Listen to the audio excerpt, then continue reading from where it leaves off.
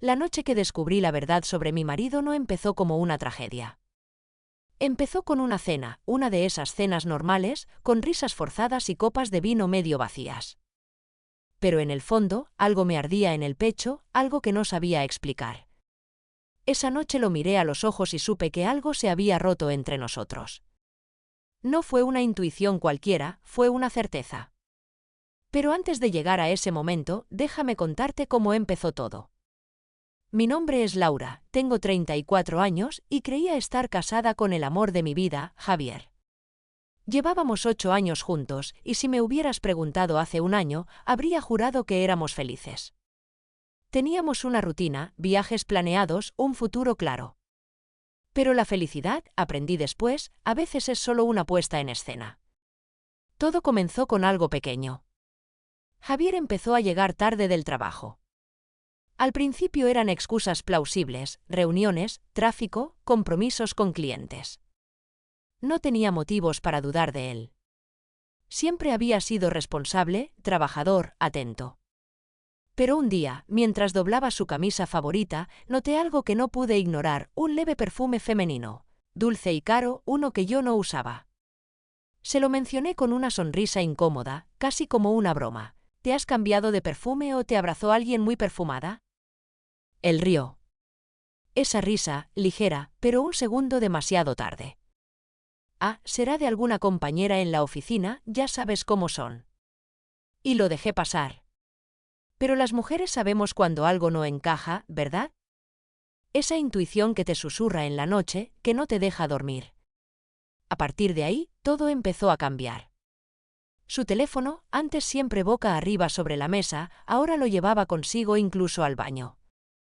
Las notificaciones desaparecieron, las contraseñas cambiaron y cuando le pregunté por qué, me dijo que era por temas de seguridad del trabajo. No insistí, pero cada palabra suya se me clavaba como una astilla. Una noche, mientras él dormía, me levanté y fui al salón. Su chaqueta estaba sobre el sofá y el móvil dentro. Dudé. No quería convertirme en una de esas mujeres desconfiadas. Pero mi mano se movió sola. Encendí la pantalla y vi una notificación, gracias por la noche de ayer. El corazón se me paró. No abrí el mensaje. No podía. Era como si una parte de mí aún quisiera creer que había una explicación. A la mañana siguiente, actué como si nada. Le preparé el desayuno, lo besé en la mejilla y lo vi salir por la puerta con esa misma sonrisa tranquila. Pero dentro de mí, algo se había encendido. Empecé a observarlo con otros ojos. Cada gesto, cada palabra, cada silencio. Y cuanto más miraba, más veía lo que antes me negaba a aceptar. Una tarde, fingí que iba al médico, pero en realidad fui a su oficina. Quería verlo trabajar, verlo en su entorno, quizás encontrar una prueba, al menos, una paz. Pero lo que encontré fue peor que cualquier sospecha. Desde mi coche, lo vi salir del edificio, riendo. No estaba solo. A su lado iba una mujer. Morena, elegante, con una sonrisa que me heló la sangre. Y cuando él le apartó un mechón de pelo del rostro y la besó, sentí como mi mundo se partía en dos. No lloré. No grité. Solo lo observé, inmóvil, como si mirara una película que no era la mía. Cuando volví a casa esa noche, me senté frente al espejo. Y la mujer que vino era yo. Era alguien cansada, traicionada, vacía. Pero también una mujer que necesitaba respuestas. No iba a confrontarlo de inmediato. No, quería entenderlo todo. Quería saber desde cuándo, con quién, por qué. Así que hice algo que jamás pensé que haría, lo puse a prueba. Compré un teléfono nuevo, creé un perfil falso y me hice pasar por otra mujer. Quería ver hasta dónde llegaría. Lo agregué en una red social con una foto cualquiera y en menos de una hora me respondió. ¿Nos conocemos? Me escribió. Y yo, con el corazón temblando, respondí, no aún. Lo que siguió fue una serie de mensajes que me rompieron el alma. Coqueteos, bromas, insinuaciones. Y al tercer día me invitó a tomar un café.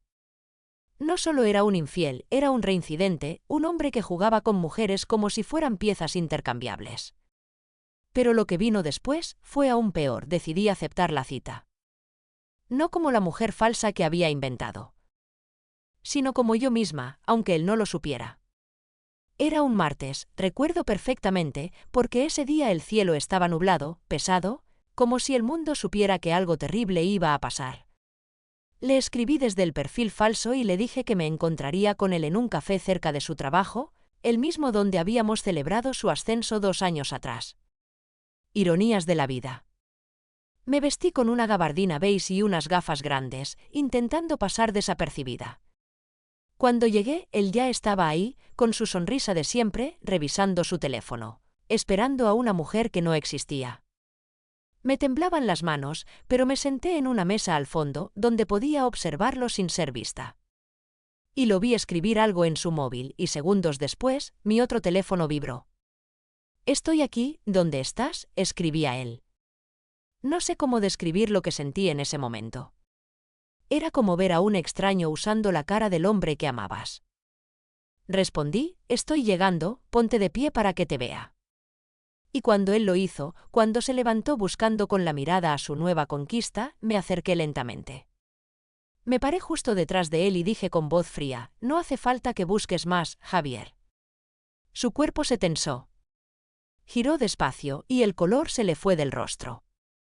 «Laura, ¿qué haces aquí?». Ni siquiera intentó negar nada. Lo vi en sus ojos, la culpa, el miedo, la sorpresa. «Te estaba esperando», respondí. «Bueno, no a ti exactamente». «¿A tu máscara?». Nadie en el café dijo nada. El tiempo se detuvo. Y yo, simplemente lo observaba, esperando una explicación que nunca llegaría. «No es lo que piensas», murmuró, esa frase tan vacía que parece venir en un manual para infieles. «Entonces explícame lo que es», le dije, sin alzar la voz. Pero él no pudo. Balbuceó, miró al suelo y finalmente se sentó, derrotado. «Laura, déjame explicarte, por favor». Y lo hizo. O al menos, lo intentó. Dijo que se sentía solo, que la rutina lo había asfixiado, que necesitaba sentirse deseado otra vez. Justificaciones huecas que me retumbaban en la cabeza como un eco ridículo. Me reí. No pude evitarlo.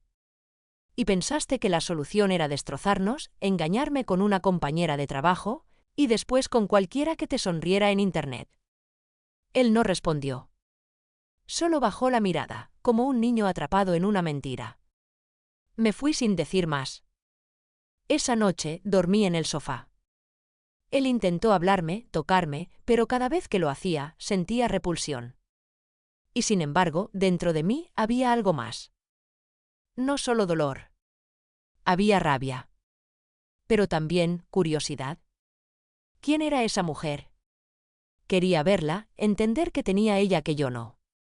Así que al día siguiente fui a su oficina otra vez. Esperé afuera, oculta en el coche. Y la vi. Se llamaba Clara. La misma mujer del beso. Decidí hablarle. No sabía qué esperaba conseguir, pero necesitaba escuchar su versión. Esperé a que saliera sola, y cuando lo hizo, me acerqué. ¿Eres Clara? Ella asintió, desconcertada. Soy la esposa de Javier. El silencio que siguió fue casi poético. Ella palideció, pero no huyó. Me miró fijamente y dijo, «Lo siento. No sabía que aún estabas con él». Y esa frase me descolocó. «¿Cómo que no sabías?», pregunté. Él me dijo que estaban separados desde hacía meses. Que tú tenías a alguien más. Que solo esperaban los papeles. En ese instante sentí que me faltaba el aire. No solo me había traicionado con otra mujer, había inventado una versión de mí, una versión que lo justificaba. ¿Y tú le creíste?, pregunté con amargura. No parecía un mentiroso, respondió ella. Y cuando empezó a distanciarse de mí, pensé que había vuelto contigo. Nunca quise, la interrumpí con un gesto. No podía escuchar más. Me despedí con frialdad, pero mientras me alejaba, algo en su voz me hizo detenerme. Laura no era la única. Esas palabras se clavaron en mi piel. ¿Cómo dices? Ella tragó saliva, nerviosa. No sé si debería decirte esto, pero una vez vi mensajes suyos con otra mujer. No era yo. Ni tú. Y él los borró enseguida. Pensé que era parte de su trabajo, pero ahora su voz se apagó. El suelo pareció hundirse bajo mis pies. No era una simple aventura. Era un patrón. Un juego. Un hombre que había vivido una doble, quizás triple vida. Regresé a casa temblando. Esa noche lo confronté. ¿Cuántas somos, Javier? ¿2, 3? ¿Cuántas mentiras me he comido? Él negó, luego dudó, luego rompió a llorar. Dijo que no sabía por qué lo hacía, que no podía detenerse. Que no buscaba amor, sino distracción. Dijo que se sentía vacío y que la culpa lo estaba matando.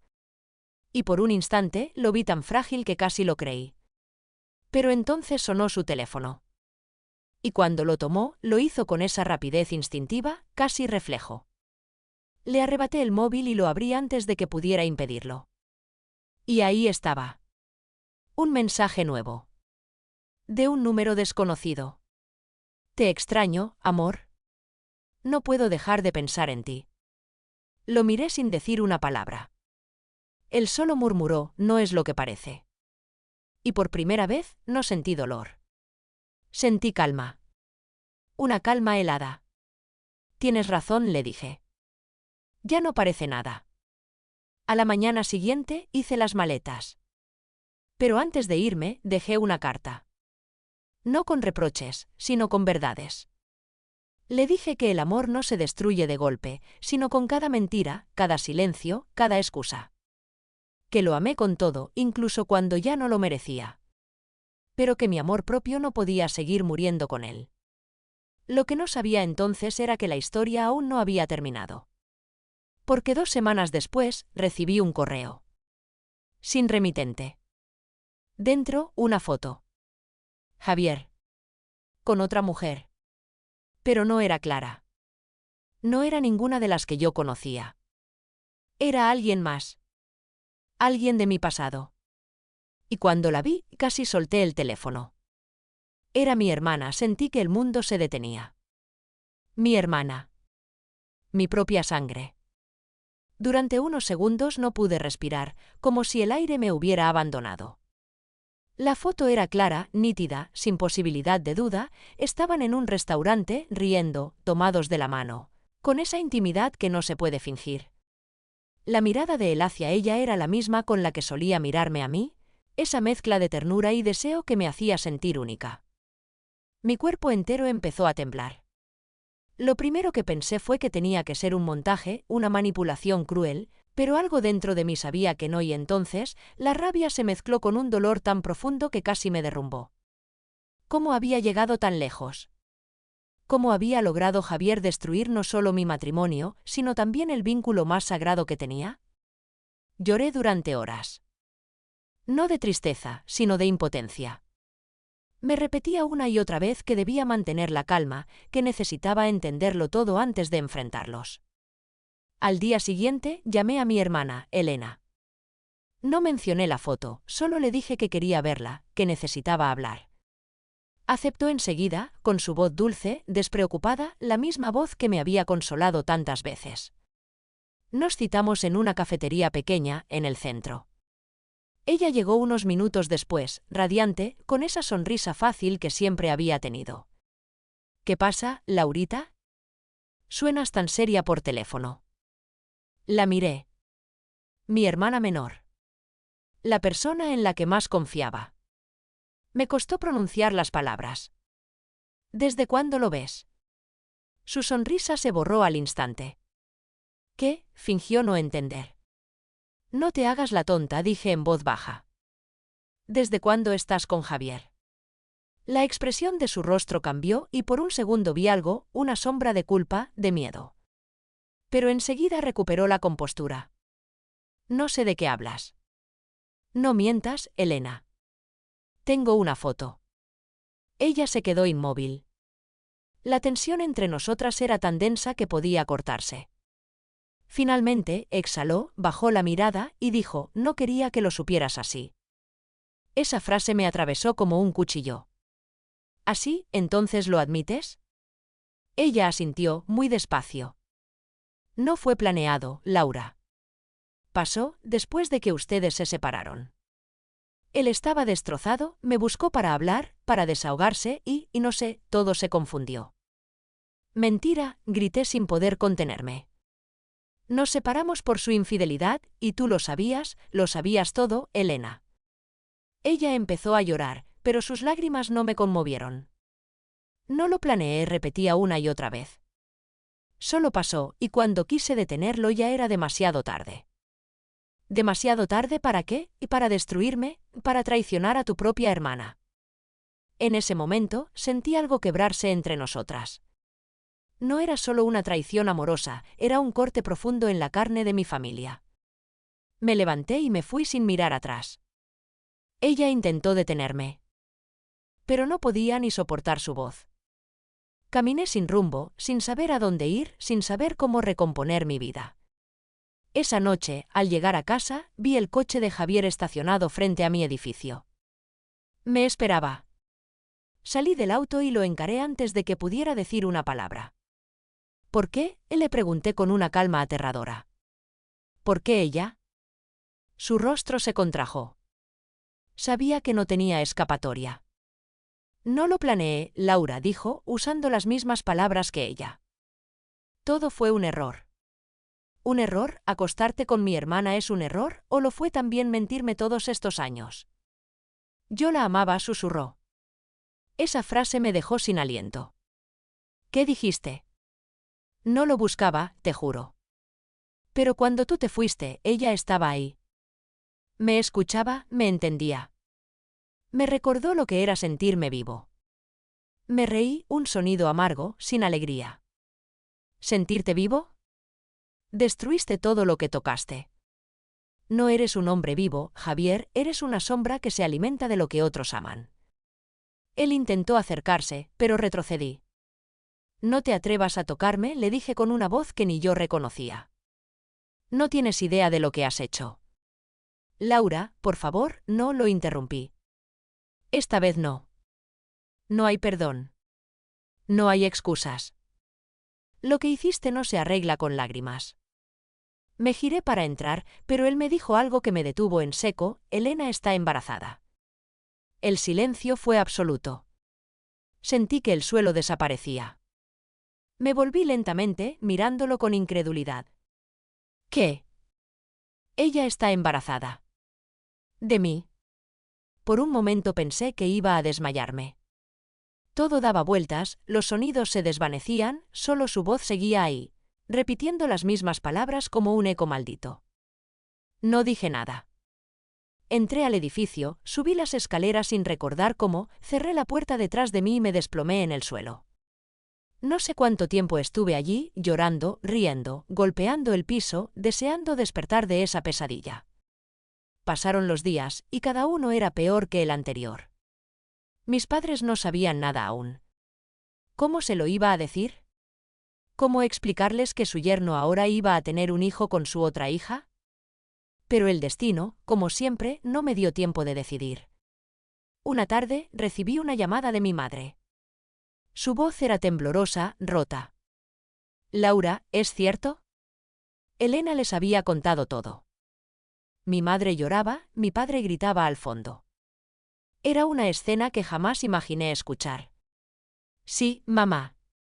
Es cierto, le dije, y luego colgué. Esa noche, Elena me escribió. Voy a tenerlo.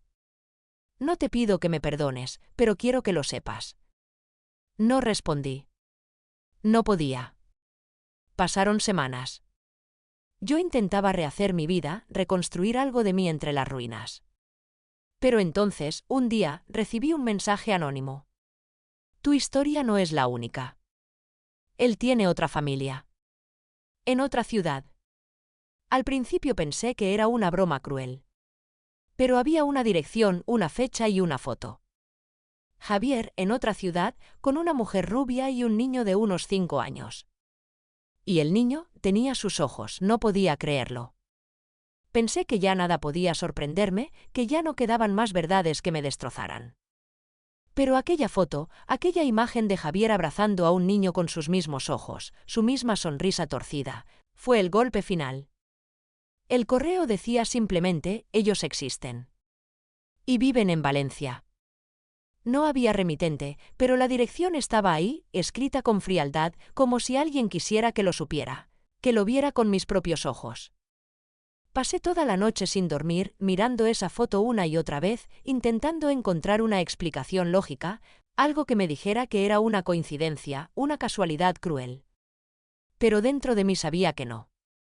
Sabía que él era capaz de eso y mucho más. A la mañana siguiente, sin pensarlo demasiado, hice una maleta pequeña, tomé el primer tren a Valencia y me dirigí a la dirección. Recuerdo cada detalle del viaje, el sonido monótono del tren, el reflejo de mi rostro en la ventana, pálido, con los ojos enrojecidos. No era la misma mujer que había subido a un tren para una escapada romántica con su marido años atrás. Era una sombra, una mezcla de furia, curiosidad y resignación. Cuando llegué, la dirección me llevó a un barrio tranquilo, de casas color crema, con jardines cuidados y niños jugando en las aceras. Me sentí fuera de lugar, como una intrusa en un mundo ajeno. La casa era la número 27, con cortinas blancas y macetas de geranios. Toqué el timbre. Nadie respondió al principio. Esperé. Y cuando estaba a punto de irme, se abrió la puerta. Era ella. Una mujer de unos 35 años, rubia, con un rostro amable, cansado. Me miró con desconfianza. ¿Sí? Preguntó. No sabía por dónde empezar. Hola, dije, intentando mantener la calma. Busco a Javier. Javier Gómez. Su expresión cambió al instante. ¿Quién eres tú? La forma en que lo dijo era la forma en que una esposa lo diría. Soy su esposa, respondí. El silencio fue devastador. Su rostro se contrajo, palideció. Bajó la mirada y murmuró. No, no puede ser. Sí, le dije, conteniendo las lágrimas. Estuve casada con él durante 8 años. Ella me hizo pasar. Cerró la puerta lentamente, como si necesitara tiempo para procesar. Nos sentamos en la sala, frente a frente, dos desconocidas unidas por el mismo hombre. El niño de la foto apareció corriendo desde el pasillo. «¡Mamá!», gritó, y se abrazó a su pierna. Yo lo miré, y fue como ver una versión pequeña de Javier.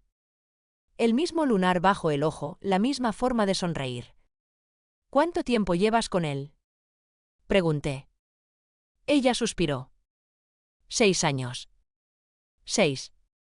Eso significaba que él había comenzado esta segunda vida antes incluso de que me engañara con mi hermana. Mi estómago se revolvió. ¿Y sabes que tiene una familia en Madrid?, le pregunté.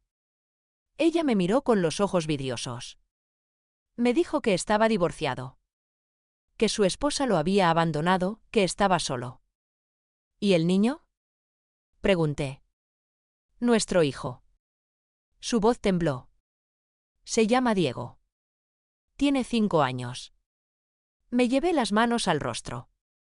Todo encajaba. La foto, las fechas, las ausencias, los viajes de trabajo que nunca cuadraban. Javier había estado viviendo una doble vida durante años, saltando entre ciudades, entre mentiras, entre mujeres. La mujer se llamaba Ana. Y como yo, había sido víctima de su encanto, de su habilidad para mentir sin pestañear. Lo amaba, me dijo con un hilo de voz. Pensé que había encontrado al hombre perfecto. Me hacía sentir segura, especial. Me decía que no podía vivir sin mí. La interrumpí con amargura. Sí. A mí también me decía lo mismo. Nos quedamos en silencio largo rato. Afuera, el niño jugaba con un cochecito, ajeno al desastre que su padre había dejado detrás. Finalmente, Ana me miró y dijo algo que no esperaba. No ha estado aquí desde hace 3 semanas. Me dijo que tenía un proyecto nuevo, que estaría en Madrid unos días. Claro, respondí con ironía. Madrid. ¿Con su esposa o con mi hermana? Ana me miró, confundida. Le conté todo. No pude evitarlo. Le hablé de Clara, de Elena, del embarazo, de la foto, del caos que había dejado en mi familia. Y cuando terminé, ella estaba llorando. No sé quién es el monstruo aquí, susurró. Pero necesito que lo enfrentemos. Juntas. Acepté. No por venganza, sino porque necesitaba cerrar el círculo.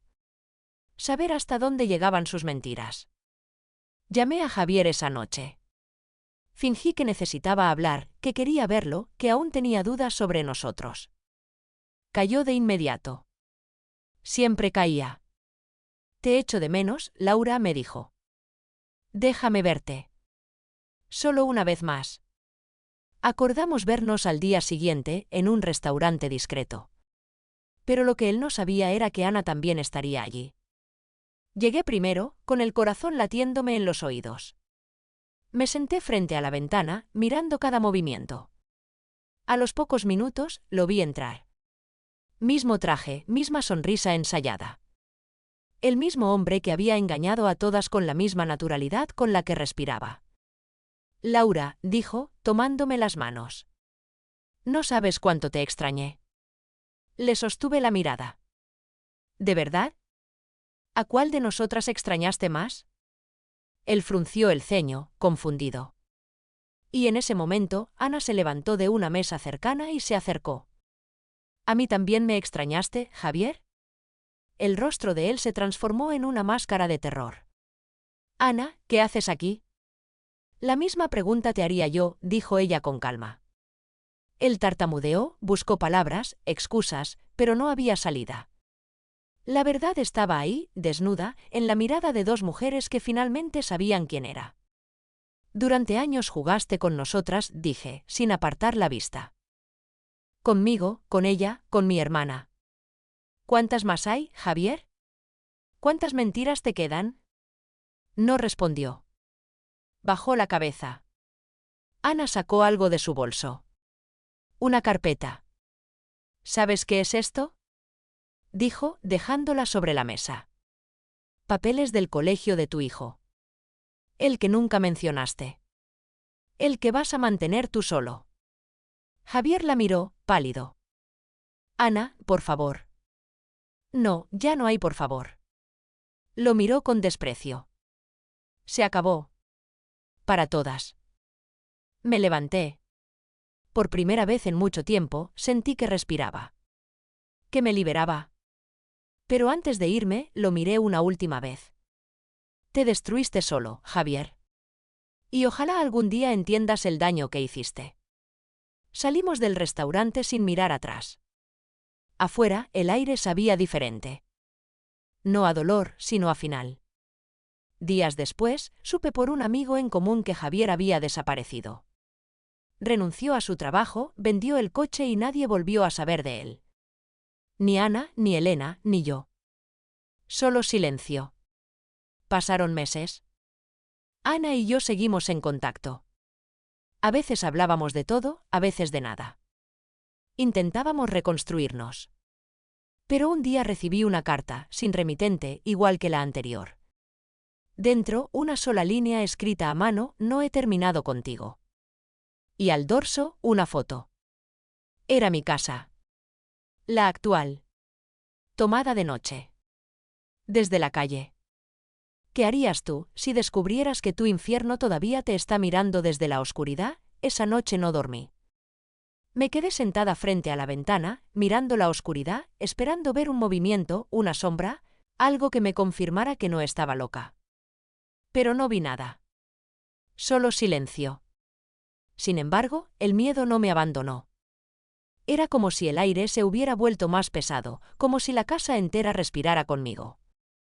Guardé la carta en un cajón, pero cada vez que intentaba cerrar los ojos, sentía su mirada en algún lugar, invisible. Al día siguiente fui a la policía. Llevé la carta, las fotos, todo. Me escucharon, tomaron notas, pero noté en sus rostros que no creían del todo mi historia. Probablemente sea una broma, me dijo uno de los agentes. Alguien que sabe lo que pasaste y quiere asustarte. Pero yo sabía que no era una broma. Conocía a Javier demasiado bien. Sabía de lo que era capaz cuando perdía el control. Durante semanas viví con miedo. Ana me llamaba todos los días, preocupada. Me decía que también había recibido mensajes extraños, frases cortas, sin firma. Una noche incluso juró haber visto un coche negro aparcado frente a su casa con el motor encendido, pero cuando salió no había nadie. «Está jugando con nosotras», me dijo con la voz temblorosa. «Quiere que tengamos miedo». Yo también lo sentía. Ese miedo sutil, constante, que se te mete en la piel. Pero a la vez algo dentro de mí cambió. Me cansé de ser la víctima, de correr, de esconderme. Una noche decidí enfrentarlo. Preparé mi casa como si fuera una trampa, luces encendidas, cortinas abiertas, cámara del móvil grabando en silencio. Me senté frente a la puerta, esperando. Horas. Minutos que parecían siglos. Y justo cuando el reloj marcó las 3 de la mañana, escuché algo. Un leve clic en la puerta, como si alguien intentara abrirla desde fuera. Mi corazón se desbocó. Me levanté en silencio, tomé mi teléfono y avancé despacio hasta el recibidor. La cerradura se movía. Y entonces, un golpe seco. Alguien intentaba forzarla. Respiré hondo, acerqué el móvil y encendí la luz del pasillo. La cerradura se detuvo. Silencio absoluto. «Sé que estás ahí, Javier», dije en voz alta, sin temblar. «No tengo miedo». Esperé unos segundos, y luego escuché pasos alejándose, rápidos, desesperados. Corrí a la ventana y alcancé a ver una figura bajar la calle, perdiéndose entre las sombras. Llamé a la policía de inmediato. Revisaron todo, pero no encontraron huellas, ni pruebas, nada. Era como si el fantasma de Javier hubiera vuelto solo para recordarme que seguía existiendo. Después de esa noche, nunca más supe de él. No volvió a escribir, no volvió a aparecer. Pasaron meses. Lentamente, mi vida empezó a tomar forma otra vez. Me mudé de ciudad, cambié de trabajo, corté todo contacto con el pasado. Ana también se fue, con su hijo, buscando paz. Elena tuvo su bebé, y aunque no hablo con ella, supe por mi madre que llamó al niño Samuel. Irónicamente, el nombre que yo había elegido si algún día tenía un hijo con Javier. A veces pienso que él realmente se fue. Que huyó, incapaz de sostener su propia red de mentiras. Pero otras noches, cuando el viento golpea la ventana o el teléfono suena sin que nadie conteste, no puedo evitar preguntarme si está ahí afuera, mirando, esperando, como en aquella foto. Dicen que el amor y el odio son extremos del mismo sentimiento. Tal vez por eso, aún hoy, no sé si deseo volver a verlo, o que nunca más exista. ¿Y tú? Si la persona que te destruyó regresara a tu vida desde la oscuridad, ¿qué harías tú?